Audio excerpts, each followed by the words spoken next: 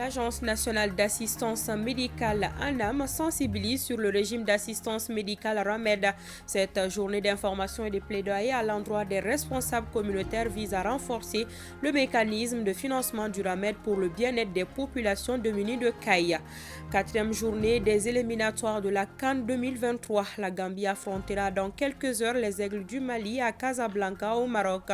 Nos envoyés spéciaux qui ont assisté au dernier entraînement des Aigles du Mali nous dresseront les enjeux de cette rencontre. Merci d'avoir fait le bon choix de nous suivre. Bonjour et bienvenue à tous. Le Premier ministre Choguel Kalamaïga a reçu en audience les différents responsables du service de l'assiette, une occasion pour le chef du gouvernement de remercier ses interlocuteurs sur les résultats obtenus au cours de l'année 2022 et les inviter à maintenir le cap. Le ministre de l'Économie et des Finances et son collègue des domaines ont assisté à cette audience.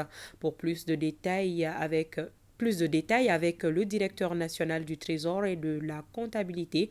Il est au micro de Alousseni Touré. Nous avons été reçus le directeur national du Trésor de la comptabilité publique, le directeur national des domaines et du cadastre, le directeur général de la douane et le directeur général des impôts. Nous avons été accompagnés par nos deux ministres, le ministre de l'économie et des finances et le ministre des domaines, par son excellence, monsieur le Premier ministre, pour nous féliciter par rapport aux efforts qui ont été consentis en 2022 et nous demander vraiment de persévérer vraiment dans cette voie en 2023. En 2022, dans un contexte très difficile marqué par l'embargo économique et financier, donc tous les services d'assiette ici présents ont pu atteindre vraiment les résultats budgétaires, les objectifs budgétaires qui leur sont assignés. Donc au niveau des impôts, de la douane, des domaines du trésor, donc les objectifs budgétaires assignés en 2022, dans un contexte marqué par un embargo économique et financier, tous les objectifs ont été atteints. Donc ce qui a permis du coup à l'État du Mali de pouvoir vraiment exécuter l'ensemble des dépenses publiques. La tendance pour 2023 justement est très positive. Tous les services d'assiette présents ici ont promis à son excellence monsieur le Premier ministre et à monsieur le ministre de l'économie et des finances et des domaines de tout faire pour que les objectifs de 2023 soient aussi atteints, tout comme les objectifs de 2022. Santé maternelle et néonatale, la maternité du CESCOM de Sebeninkoro en commune 4 de Bamako ouvre ses portes. Ce joyau est l'œuvre du représentant de Getzner pour l'Afrique de l'Ouest et c'est là pour accroître la capacité d'accueil des femmes venues accoucher en milieu hospitalier. Mohamed Sangaré nous en dit plus. Bonne mobilisation autour du message La paix en milieu universitaire. Une rencontre qui a été initiée par les responsables du Conseil africain franco-arabe pour les grades CAFAC. Cette rencontre s'inscrit dans le cadre de la journée scientifique autour de la culture de la paix et la non-violence en milieu universitaire. Il n'y a pas une synergie entre les universités. Donc la question qui s'est posée, c'est qu'est-ce qu'il faut faire pour qu'il y aura une synergie, il y aura une solidarité, il y aura une échange scientifique, il y aura des projets de développement dans le milieu universitaire. La formation ne se limite pas à la théorie. Il faut apporter surtout des projets constructifs qui apportent surtout le développement. Pour les représentants du directeur de cabinet du Premier ministre, ensemble, nous pouvons promouvoir la culture de la paix et la non-violence. Bannir la violence dans l'espace universitaire, il faut faire tout à écarter la corruption dans l'espace universitaire. Il faut faire tout à écarter l'injustice dans l'espace universitaire. Je crois qu'avec ça, si nous travaillons dans ce domaine, nous œuvrons dans ce domaine, on peut vraiment amener la paix et la stabilité dans l'espace universitaire. À travers les échanges avec les spécialistes, la paix devrait contribuer au renforcement de la cohésion sociale en milieu universitaire. Voilà toutes nos excuses pour ce problème d'aiguillage. Vous venez plutôt de suivre le reportage de Adama Traoré sur la journée scientifique du Conseil africain franco-arabe pour les gardes. Remise de cadeaux aux heureux gagnants de la Tombola Koura lancée du 1er mars au 31 mars par Canal+. L'objectif de la Tombola Koura est de faire plaisir aux clients. Le reportage de Fantama Magnantao.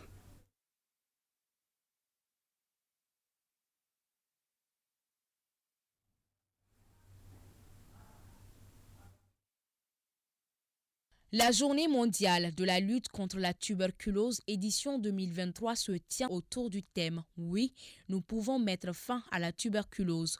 Une préoccupation mondiale car la tuberculose constitue un sérieux problème de santé publique. Vous saviez, quand on a la tuberculose, ça veut dire qu'il y a un risque de contamination dans la population, de démultiplication. C'est-à-dire qu'on a en moyenne une personne malade, disons qui est infectée, et transmet le virus à peu près à une quinzaine de personnes. Ça, c'est important. Et deuxièmement aussi, ça fait le lit c'est la maladie la plus dans le monde au jour d'aujourd'hui. C'est la maladie infectieuse la plus mortelle dans le monde.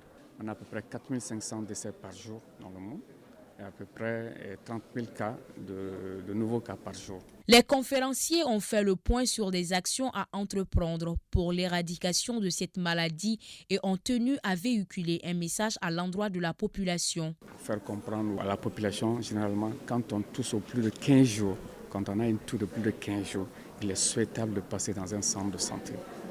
Et que dans les différents centres de santé, nous sommes en capacité sur l'ensemble du territoire national au jour d'aujourd'hui de pouvoir détecter les cas.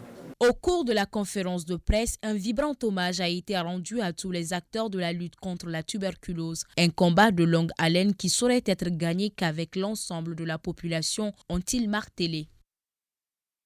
Clémence demandée au dieu de la technique, vous venez de suivre le reportage de Maïguindo sur la commémoration de la journée mondiale de lutte contre la tuberculose édition 2023. Et nous revenons donc sur l'élément de la santé maternelle et néonatale de la maternité du CSCOM de Sebeninkoro en commune 4 de Bamako qui vient d'ouvrir ses portes. Ce joyau est l'œuvre du représentant de Gesner pour l'Afrique de l'Ouest et cela pour accroître la capacité d'accueil des femmes venues accoucher en milieu hospitalier. On en sait plus avec Mohamed Sangari. Cette nouvelle maternité composée d'une salle d'accouchement, de 2 salles de soins et de repos et d'une salle de surveillance est un geste de générosité du représentant de Gesner en Afrique de l'Ouest et au Mali. Le coût de l'investissement s'élève à 35 millions de francs CFA. La réalisation de l'infrastructure consiste à renforcer les capacités de la maternité du CSCOM du quartier de Sebeninkoro. Que tout le monde connaît que la santé, c'est le plus important de la vie. Et la santé, ça commence toujours avec la naissance. C'est pour ça que c'est le début, un bon début pour vous, pour Sebeninkoro. Et on sait aussi Sebeninkoro, on peut aider, on peut accélérer l'accès pour l'aide médicale pour toutes les femmes ici. Pour ça, c'est une bonne chose et on a décidé de supporter ça. Les autorités locales de la commune, la jeunesse ainsi que les responsables du CSCOM de Sebeninkoro ont tous félicité et remercié le donateur pour son action qui va sans nul doute réduire la mortalité maternelle dans le quartier. Je suis très heureux aujourd'hui, donc je ne peux que remercier les partenaires pour leur action humanitaire. En outre du bâtiment, des toilettes ont été également construites, tout cela pour le bonheur de la population de Sebeninkoro. Journée d'information et de plaidoyer à l'endroit des responsables communautaires du cercle de Caille pour le financement du régime d'assistance médicale RAMED, initié par l'Agence nationale d'assistance médicale ANAM avec l'appui financier de l'INPS. Cette rencontre d'orientation et d'échange vise à renforcer le mécanisme de financement du RAMED pour le bien-être de nos populations démunies. Ont pris part à cette rencontre les 11 maires des communes concernées, les légitimités traditionnelles et bien d'autres. On en sait plus avec Benoro Fofana. Le régime d'assistance médicale RAMED est un dispositif de protection non contributif qui assure la prise en charge médicale gratuite des populations les plus démunies de notre pays. Initié par l'État du Mali et subventionné par celui-ci à 85%, les collectivités territoriales ont du mal à mobiliser leur part de contribution qui s'élève à 15%, d'où la nécessité de cette journée d'information et de plaidoyer sur le RAMED en première région. La première commune à payer sa contribution au RAMED, c'est la commune de Logo, donc une commune de la région de Caille. Nous venons faire un plaidoyer, non seulement pour remercier la commune de Logo, maintenant demander aussi aux autorités de Caille, à la commune de Logo, de sensibiliser les autres maires des communes et de partager l'expérience de la commune de Logo qui lui a permis de payer régulièrement ses contributions au financement du RAMED. Au titre de l'année 2022, le cercle de Caille a contribué à hauteur de 3 712 900 francs contre 31 705 300 francs CFA de montant prévu. Malgré ce manque à gagner, l'ANAM chargée de la mise en œuvre du RAMED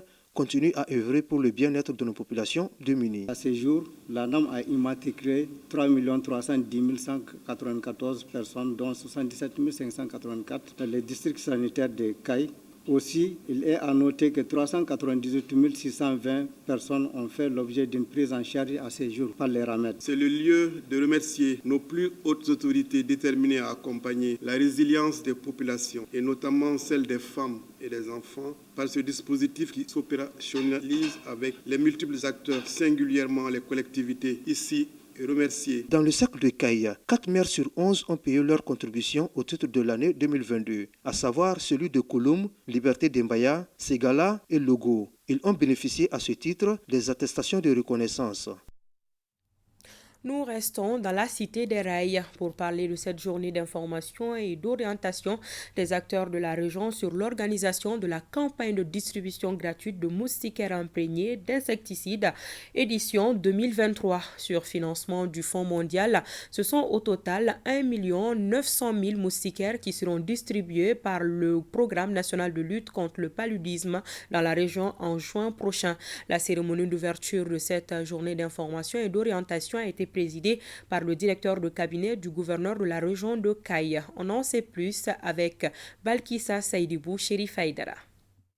Dans le cadre de la lutte contre le paludisme, les autorités maliennes, en plus de la chimioprévention, initient tous les 3 ans des campagnes de distribution gratuite de moustiquaires imprégnés d'insecticides. Pour cette édition 2023, plus de 12 millions de moustiquaires seront distribués sur l'ensemble du territoire, dont 1 900 000 pour la région de Caille. Il y aura des ateliers de formation en cascade. Pour arriver à la distribution des moustiquaires, on va passer ménage par ménage, concession par concession, pour recenser. On appelle ça dénombrement, recenser le nombre de personnes qui habitent dans chaque maison, dans chaque ménage. Et parce que la distribution couverture universelle, c'est une moustiquaire pour 2 personnes. Ça veut dire une moustiquaire pour 2 personnes, mais la personne qui est seule en sa charge ne sera pas oubliée aussi. On appelle ça un ménage singleton. Cette personne aussi aura sa moustiquaire. En réitérant davantage de sensibilisation aux communautés et remerciements aux partenaires techniques et financiers résolus à éradiquer le paludisme, donc hélas estimé à 247 millions en 2021, avec 619 000 décès à l'échelle planétaire, dont 65% des cas dans la région Afrique de l'OMS, soit 234 650 000 cas avec 194 240 décès en 2022. Cette campagne de distribution gratuite de moustiquaires imprégnés d'insecticides, qui est à sa 4e édition dans la région de Caille, est prévue selon les organisateurs pour le mois de juin prochain. Le Programme national de lutte contre le paludisme invite les populations à fournir la vraie information aux agents recenseurs afin de leur permettre une bonne répartition des moustiquaires. Le comité régional d'orientation, de coordination et d'évaluation du PRODES 2023 des régions de Mopti, Badjangara et Douanza s'est réuni, et cela pour faire le suivi et évaluation du programme de développement socio-sanitaire au niveau régional en validant le bilan et les rapports d'activité des services socio-sanitaires menés en 2022. Et le comité a également planifié les interventions pour 2024. Boubacar Sangari pour ORTM 1.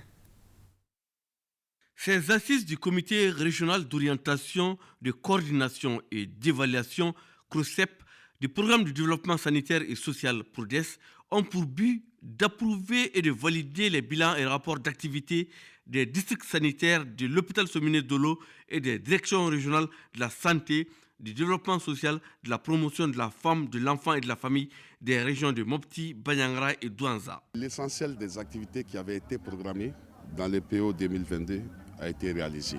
Quant aux résultats, ces assises vont nous permettre de chiffrer en fonction du pourcentage d'atteinte des résultats. Nous sommes à la fin du plan décennal 2014-2023 et c'est un nouveau cycle qui doit commencer. On doit avoir de la vision, avoir une bonne compréhension des grandes problématiques pour pouvoir faire une projection pour les 10 autres années à venir. Pour relever ces défis, il faut l'appui des partenaires et de l'État. Nous, PTF, sommes à vos côtés pour vous accompagner tout au long du processus de planification.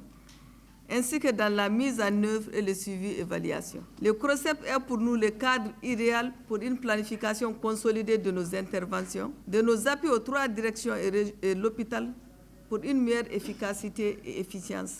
Les autorités administratives, pour leur part, ont salué le personnel socio-sanitaire pour son abnégation et son dévouement malgré la situation sécuritaire difficile. Examen et adoption du plan d'aménagement du site des personnes déplacées internes de la région de Tombouctou. C'est au centre d'une rencontre des membres du comité de gestion et de coordination régionale des sites des populations déplacées. Une session initiée par la direction du développement social à Moussoumeïla depuis la cité des 333 saints. Plus de 380 millions de francs CFA, c'est le coût global à mobiliser pour la réalisation du nouveau site des personnes déplacées internes au compte de la région de Tombouctou. Une information dévoilée à l'issue de la réunion du comité de gestion et de coordination des sites des déplacés. Ces sites de population en déplacement sera battu dans les quartiers Hamabangou, près des logements sociaux côté est de la ville. La région de Tombouctou accueille de jour en jour un nombre important de personnes déplacées de différentes régions voisines. Et cette population est soit éparpillée sur les différents sites spontanés ou alors dans les familles d'accueil qui sont sursaturées et limitées en termes d'accès aux services sociaux. Dans sa présentation, le directeur régional de l'urbanisme a laissé entendre que 280 lots seront réalisés sur ce site pour une capacité d'accueil de 2240 personnes. Le représentant du gouverneur a saisi cette occasion pour faire le bilan de la situation des personnes déplacées internes de la région. De janvier 2023 à nos jours, beaucoup de mouvements de population ont été signalés dans la région de Tombouctou. Les mouvements validés et qui ont fait l'objet d'évaluation ont été enregistrés dans les communes de Gossi, Inadjatafan, Bamara Maoudé, Aribomo, cercle de Gourmararousse, de Diré, cercle de Diré, Doukria, Gargando, Al-Zounouk, cercle de Gundam, Sumpi, cercle de Niafunke, avec 2381 ménages de 11 056 personnes déplacées internes. C'est dire que malgré les efforts de sécurisation, les mouvements de population se poursuivent. Par ailleurs, il faut signaler que 10 hectares ont été octroyés par les autorités régionales pour abriter ces nouveaux sites de population déplacées. Mamadou Sow est le nouveau coordinateur du collectif pour la refondation du Mali Korema à Paradjikroni. Il est chargé désormais de divulguer la vision et le concept de la formation. Ils étaient des milliers de partisans du Korema à prendre part à l'événement. Le reportage de Boubacar Kanouti. Le collectif pour la refondation du Mali Korema requinqué plus que jamais. Ses membres sont en ordre de bataille pour appuyer les autorités de la transition. Autorités qui se battent au quotidien pour donner au Mali son illustre d'antan dans le concert des nations. Cette cause noble suscite un engagement sans faille des Maliens de tous bords. Le coordinateur local s'est dit prêt à apporter sa pierre pour la construction de la nation malienne aujourd'hui à la croisée des chemins, qui a besoin de l'apport de tous ses fils. Notre objectif, notre mission, c'est de maintenir, d'aider, de soutenir cette transition dans sa mission, de soutenir le colonel, son excellence le colonel Assimi Goïta dans sa mission. Et cette mission, ce n'est rien d'autre que la refondation du Mali, de faire revenir le Mali à sa position normale, de faire respecter le Mali partout où il est et de retrouver la souveraineté du Mali et de continuer à soutenir la souveraineté retrouvée du Mali. Donc c'est pour surtout informer les uns et les autres que le Korema a débuté ses activités en commune 4 et principalement à Paradjikroni. Et que dorénavant, que chacun puisse reconnaître le représentant officiel du Korema à Paradjikroni qui est notre camarade Mamadou Sow Roger. Le Korema, fort de sa vision patriotique, soutient les efforts du président de la transition, colonel Assimi Goïta. En troisième région, l'association Nyumayana Fatoumata Touré vient d'offrir des vivres aux chauffeurs de corbillard et aux muezzins de la mosquée de Sanoumbougou 1. Le geste permet de soulager la souffrance de ces personnes durant le mois de Ramadan. Le compte-rendu de Yourubala Djabate. C'est une remise de vivres composés de pâtes alimentaires, de sucre et de lait en poudre aux muezzins de la mosquée Djambour du quartier Sanoumbougou 1, aux chauffeurs de corbillard et aux thanatopracteurs en vue de leur soulager à l'approche de la veille du mois de Ramadan. Le geste est une initiative de l'association Nyumaya Nafatmata, une association caritative qui œuvre pour le bien-être des personnes chargées de l'entretien des défunts. Nos analyses sur le terrain, on a trouvé que ce sont des personnes quand même oubliées dans la nature. Personne ne se soucie de l'effort qu'ils fournissent. Pourtant, ce sont des personnes à aider, à ne pas oublier. Et nous allons tous finir dans leurs mains un jour. Raison pour laquelle, dès maintenant, il faut commencer à prendre soin d'eux pour qu'un jour, lorsqu'on serait entre les mains, quand même, Dieu nous facilite le reste. La motivation vient de pourquoi est née l'association Nyumaya Fatmata Touré, parce que c'est la mémoire vivante de ma défunte mère, père à son âme, qui de son vivant œuvrait avec le peu qu'elle avait. Donc après son décès, j'ai décidé de reprendre le relais, mais différemment, avec une association. En marge de cette remise, une conférence sur la sonate a été animée par Idriss Koulibaly. Une conférence qui est à sa 7e édition, dont l'objectif est d'éclairer les fidèles sur la doctrine de cette branche religieuse. La cérémonie a pris fin par des bénédictions. Ouverture ici à Bamako de 3 jours de formation des organisations de la société civile. Elle porte sur le changement climatique et son impact sur les enfants. Souleymane Sidibé a suivi la conférence pour ORTM 1.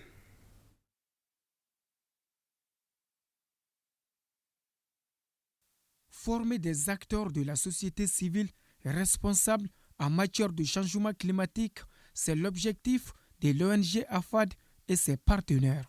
Pour ce faire, le présent atelier, financé par le gouvernement suédois, est initié à l'intention d'une trentaine d'organisations de la société civile. Il s'agit de les outiller pour mieux identifier les impacts des changements climatiques sur les enfants et apporter des solutions idoines. À l'issue de cet atelier, nous allons mettre en œuvre comment mettre la question du changement climatique dans la programmation des activités des organisations de la société civile au Mali, parce que nous savons que les enfants sont confrontés aux effets néfastes des changements climatiques. Donc d'où la nécessité de cet atelier de 3 jours. Nous attendons à ce que les participants aient une meilleure compréhension des impacts des changements climatiques sur les enfants, et notamment les organisations de la société civile qui interviennent aussi sur les questions de défense des droits humains et des droits des enfants aussi seront renforcées.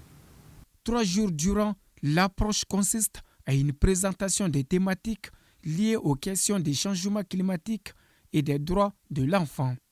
Les participants sont amenés à faire des travaux de groupe et au terme des travaux, des recommandations seront formulées. Remise de cadeaux aux heureux gagnants de la Tombola Koura lancée du 1er mars au 31 mars par Canal+. L'objectif de la Tombola Koura est de faire plaisir aux clients. Le reportage de Fantama Magnanto. Ils sont au nombre de 14 gagnants, tous de Bamako. Le tirage au sort a été fait de manière électronique par un représentant d'un cabinet du sud de la place et un agent de Canal+. Les gagnants ont reçu chacun une télévision écran plat de 32 pouces, des téléphones Samsung A33, des motos Jakarta et plusieurs autres kits de Canal+. Selon le chargé de communication de Canal+, la remise de ces lots démontre une fois de plus que Canal+ respecte ses engagements vis-à-vis des clients. Nous avons lancé cette tombola pour uniquement faire plaisir à nos abonnés. Parce que l'idée derrière, c'est non seulement de lancer des promos, mais derrière d'agrémenter ces promos-là avec quelque chose qui peut leur faire plaisir. Et ce qui pourrait vraiment leur faire plaisir, c'est de leur offrir plus que des abonnements, mais également des cadeaux en rapport avec des choses qu'ils aiment dans la vie quotidienne, qui peuvent être donc des télés, qui peuvent être des motos Jakarta, qui peuvent être des téléphones. Les gagnants sont très heureux d'avoir été lauréats de cette Tombola Koura. Ils ont fortement remercié le groupe Canal+. Je suis trop content, mais plus on dirait même que j'ai rencontré mon Dieu. Parce que je ne croyais pas à ça, jusqu'à ce que j'arrive au niveau de la porte. C'est quand on m'a dit de rentrer que j'ai cru que vraiment peut-être il y avait quelque chose. Félicitations à eux pour ce don qu'ils font et que Dieu les accompagne, que Dieu les bénisse dans leurs actions. Tout client qui achètera un décodeur Canal+, accompagné de la formule supérieure jusqu'en fin mars, sera automatiquement inscrit à la Tombola Koura de Canal+.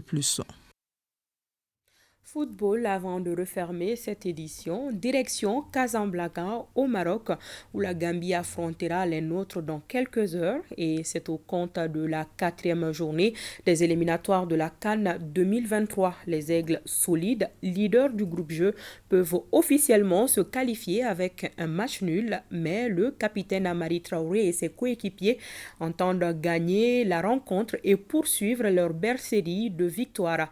Nos envoyés spéciaux Matina et Oumar Traoré, qui ont assisté au dernier entraînement des Aigles, nous disent les enjeux de cette rencontre. Suivons. Avec une avance assez confortable sur ses adversaires de poule, l'équipe nationale se fixe comme mission de poursuivre sa série de victoires dans ses éliminatoires de la prochaine Coupe d'Afrique des Nations en Côte d'Ivoire dans le groupe G. Vainqueur face à la Gambie il y a quelques jours à Bamako, les Aigles n'aspirent qu'à un second succès contre les Scorpions, cette fois-ci en terre marocaine, ce qui serait synonyme de qualification pour la CAN de la 4e journée. L'équipe à prendre au sérieux, travaille bien ces dernières années. On voit même en jeunes, même à la dernière CAN aussi. Du coup, on va essayer de les prendre au sérieux comme au match aller. On va essayer de remporter ce match comme tous les matchs qu'on... Ça veut dire que cette équipe, on la prend au sérieux. Je pense que tout le monde est motivé, ceux qui ont joué le premier match comme ceux qui vont jouer le deuxième. Et on va tout faire pour gagner, pour satisfaire les supporters. La motivation elle est toujours la même, c'est de gagner le match qui arrive, c'est-à-dire prendre les 3 points pour assurer la qualification. On sait que ça ne sera pas facile parce qu'on joue contre une bonne équipe. Le sélectionneur Éric Souchel, jusque-là auteur d'un parcours impressionnant depuis qu'il est à la tête des Aigles, reste confiant et se réjouit de l'engagement de ses joueurs à donner le meilleur d'eux-mêmes. Ce match pour le gagner et pas pour prendre un point. C'est sûr que si on est en difficulté et si on doit jouer un match nul, on verra sur le moment et en temps voulu. Mais là, il y a un match à jouer, il y a 3 points à prendre. Voilà, j'aimerais que mon équipe ait cet état d'esprit compétiteur pour... Les Aigles devront faire ce mardi contre la Gambie sans les jeunes Kamuru Doumbia et Néné Dorgeles. À ceci s'ajoute l'absence du patron de la défense, Bokar Kiki Kouyaté, qui sera suspendu pour cumul de cartons jaunes.